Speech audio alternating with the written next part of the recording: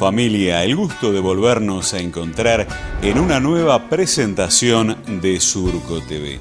Para hoy tenemos diversos temas que estuvimos editando durante la semana y presentárselos el día domingo. Comenzamos con esta edición de Surco TV de la siguiente manera.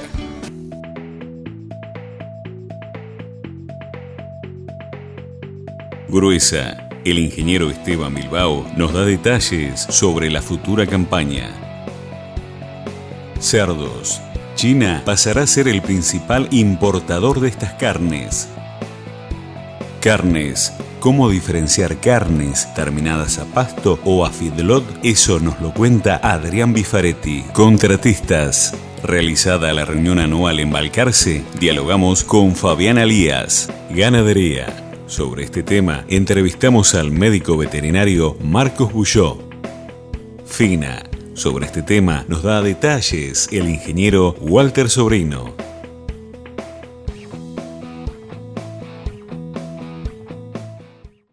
Tal cual lo señalábamos en los titulares, nuestro primer trabajo tiene que ver con la entrevista lograda con el ingeniero Esteban Bilbao. A él lo consultamos acerca de las posibilidades que va a tener la siembra gruesa en el sudeste de la provincia de Buenos Aires.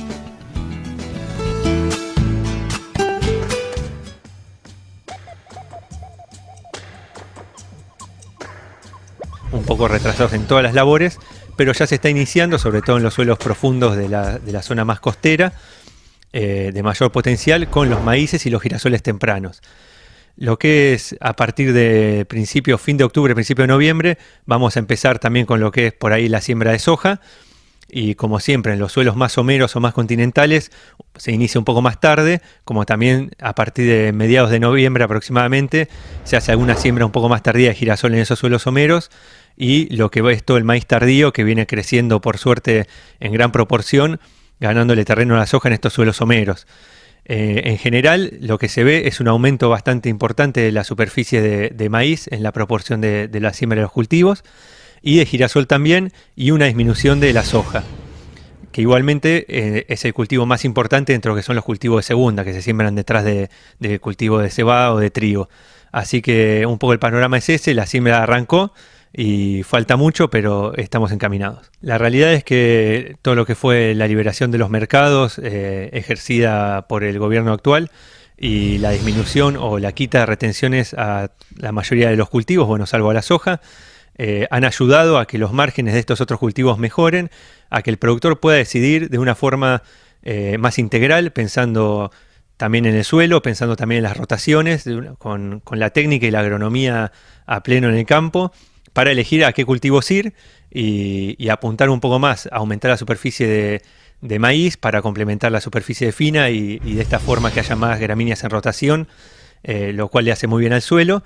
Y también el aumento de lo que es el cultivo de girasol, que es un cultivo con muchos vaivenes en el mercado por ser un mercado chico, pero que es muy estable en nuestra zona en los suelos profundos, y eso nos ayuda también a estabilizar todo el sistema y a jugar un poco también con que quede menor superficie de soja de lo que se llama de primera siembra y que vaya un poco más a lo que es la siembra de segunda, la soja, ¿no? Hubo una proporción que por el atraso de siembra y por la humedad en su momento tuvo que pasar a lo que son cultivos de gruesa.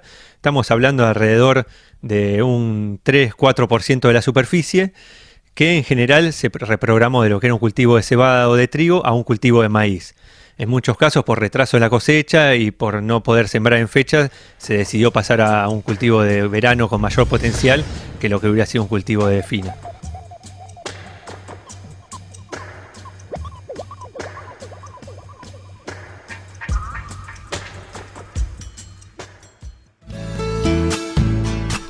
Y dándole continuidad a nuestro programa, tenemos un informe acerca de que China va a ser el principal importador de carne porcina en el mundo.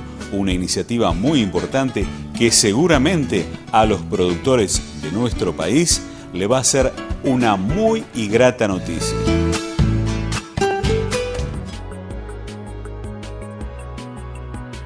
Además de ser el primer productor y consumidor mundial de carne porcina, China ahora se transformó también en el primer importador global de este producto.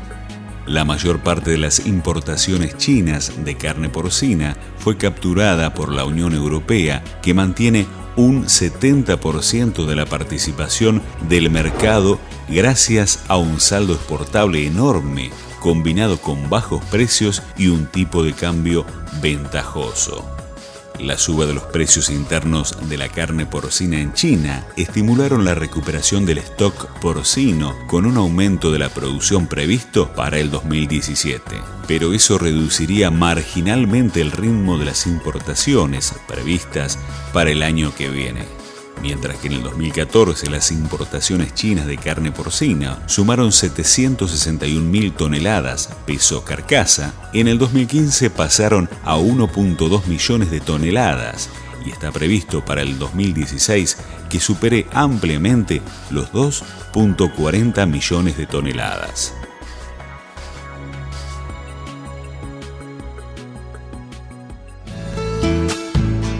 Rápidamente, amigos, nos vamos a establecer el primer corte comercial en Surco TV. Espérenos, por favor, porque en el segundo bloque tenemos estos titulares que vienen a continuación para reflejarlos en el segundo trabajo de nuestra edición.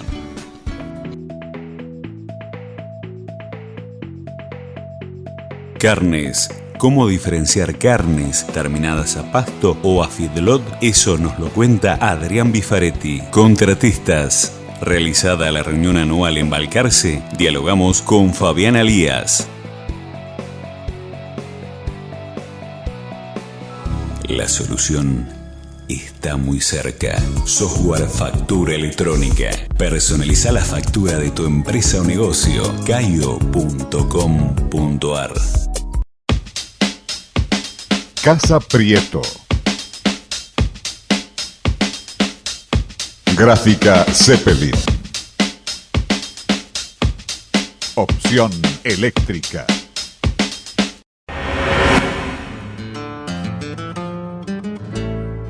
Y ahora sí, amigos, le estamos abriendo la tranquera a este segundo bloque de nuestro programa. Vamos a hablar de la calidad de carnes y cómo diferenciarlas a través de la nota que se realizó con Adrián Bifaretti del IPCBA. Por este material le agradecemos mucho a Verónica Salamanco de Infolink.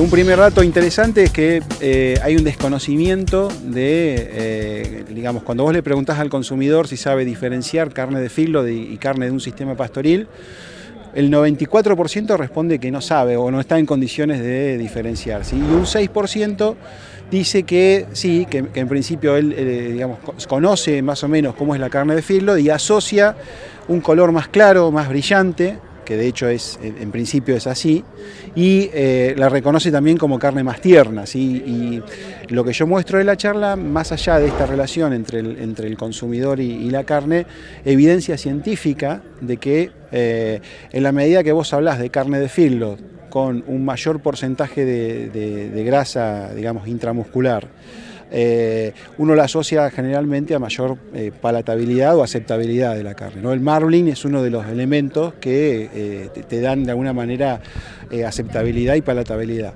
Cuando vos le preguntás al consumidor cuál es la mejor carne, 64% de la gente dice la mejor carne es carne de los sistemas pastoriles.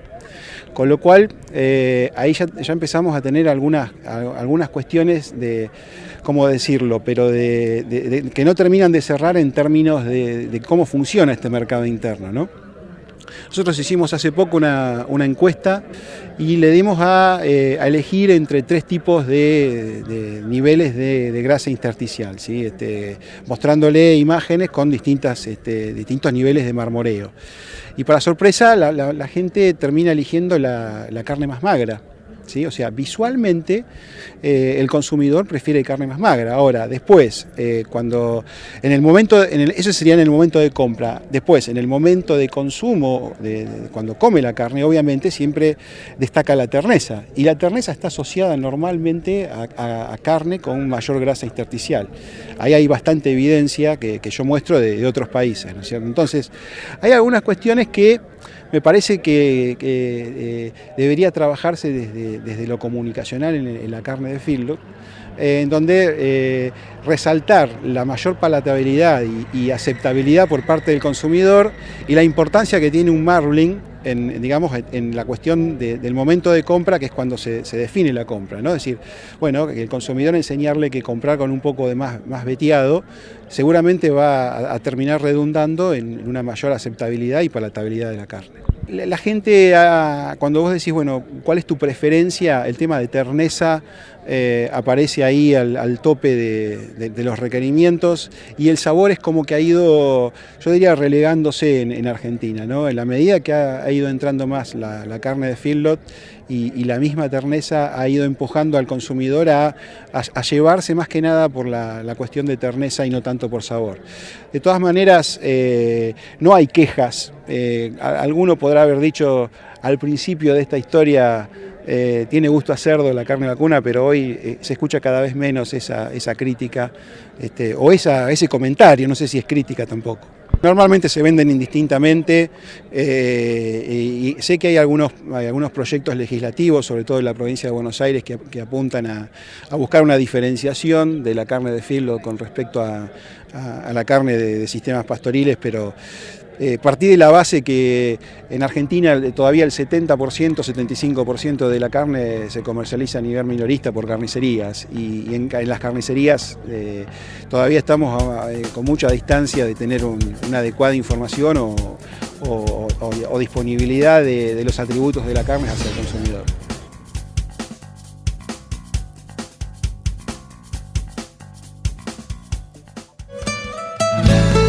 Días pasados se reunieron en la ciudad de Balcarce contratistas rurales haciendo su reunión anual.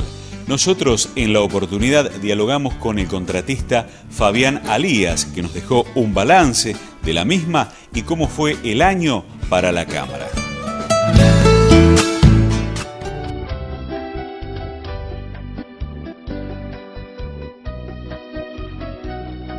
Fue una reunión que se hizo en Balcarce, de la Cámara de Contratistas Rurales de la provincia y de la Nación.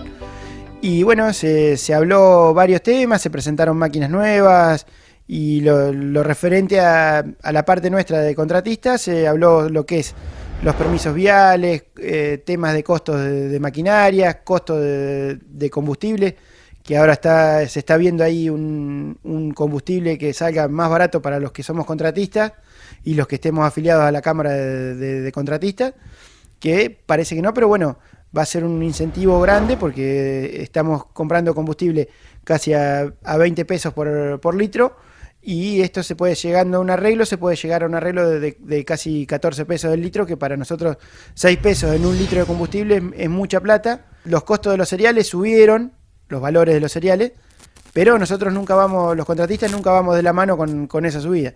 Siempre somos el factor de ajuste de los números del campo, el contratista, y bueno, ahí estamos siempre en la pelea con los dueños de los campos. Ha crecido mucho el número de contratistas y es una pelea muy grande que tenemos, o sea, hay mucha oferta de contratistas, y bueno, por ahí no somos muy unidos en el sentido de buscar decir, bueno, tenemos tal tarifa y la mantenemos.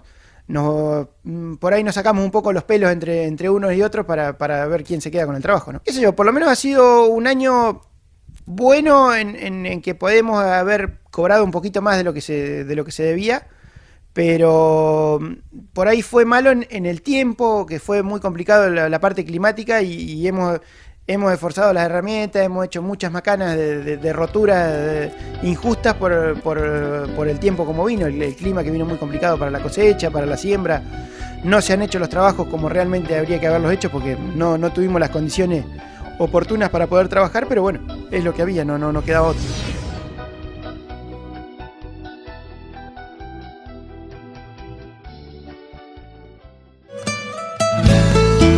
Establecemos el segundo corte comercial en Surco TV.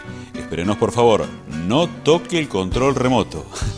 Enseguida retornamos con mucho más material que seguramente va a ser de su agrado.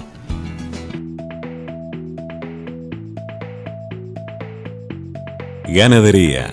Sobre este tema entrevistamos al médico veterinario Marcos Bulló. Fina.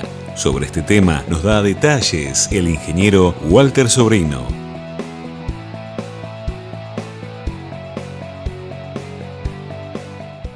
Software Factura Electrónica. Personaliza la factura de tu empresa o negocio. Ingresa ahora a www.caio.com.ar. Casa Prieto. Gráfica Zeppelin. Opción eléctrica.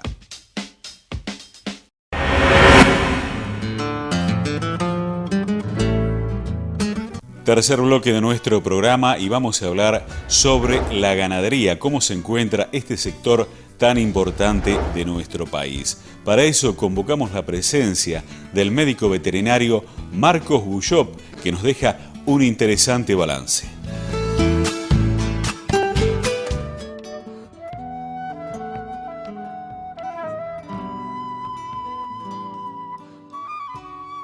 La ganadería está justamente en un tiempo está recomponiéndose de un periodo larguísimo de destrucción.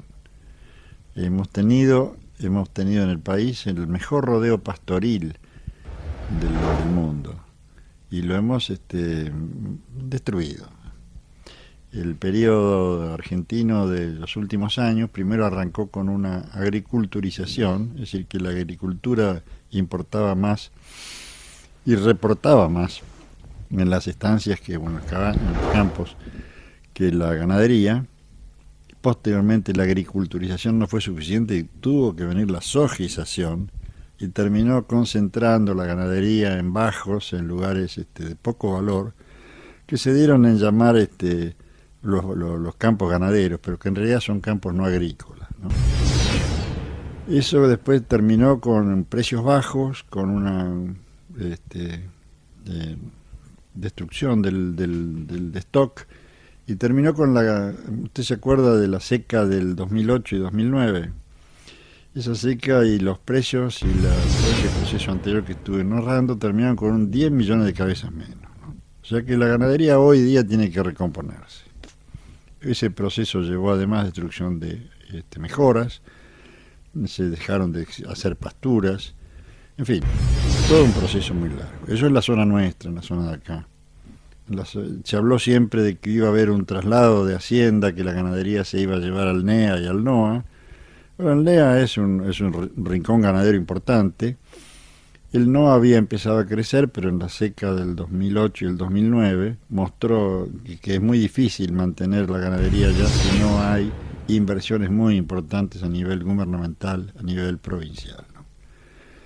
Desde ya que a nivel privado, pero toda la inversión tiene que venir porque hay muchas zonas sin agua de bebida, agua de subterránea de buena calidad, y la seca mostró que lo otro es muy precario.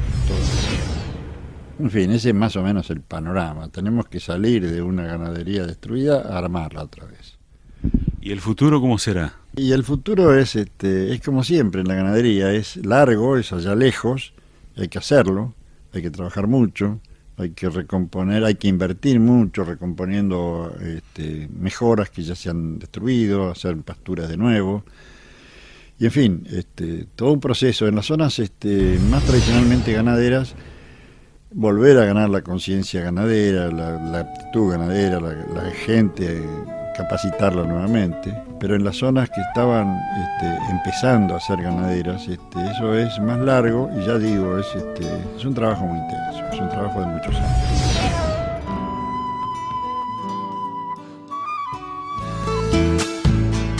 Y prácticamente cerrando esta media hora de nuestro programa, vamos a hablar sobre la siembra fina, cómo vienen estos cultivos en nuestra zona. Para eso tenemos la oportunidad de presentarles la nota registrada con el ingeniero agrónomo Walter Sobrino, que realmente nos dejó conceptos que seguramente a usted, amigo productor, le va a interesar y mucho.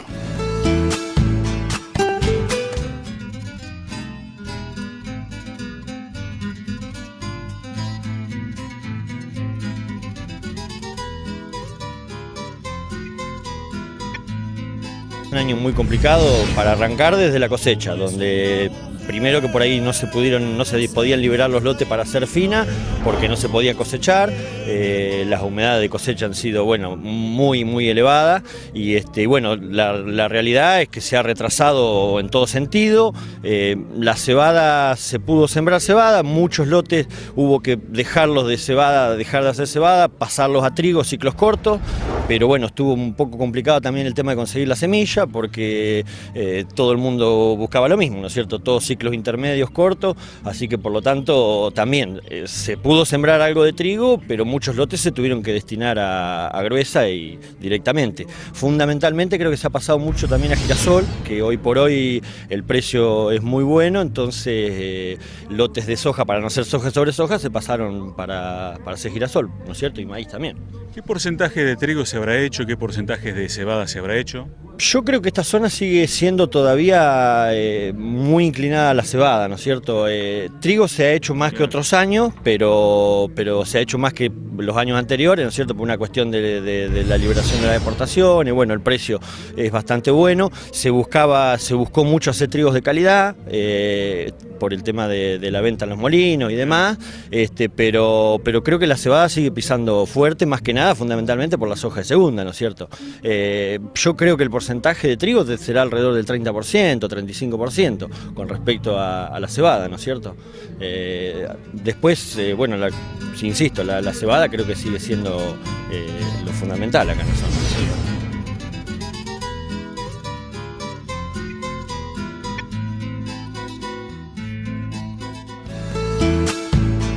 Y así, de esta manera, estamos arribando al final de esta media hora de Surco TV. Esperemos que haya sido de su agrado el material que les ofrecimos en esta ocasión. El saludo grande para Karina Sánchez de Chubut, para María García de Miramar y también para Juan Carlos González de Tucumán. A todos, muchísimas gracias por contactarse con estas vías de comunicación. Dicho esto, amigos, nos volveremos a encontrar, Dios mediante, dentro de 7 días. Usted ya lo sabe, acá en Canal Rural Satelital. Hasta entonces y muchas gracias.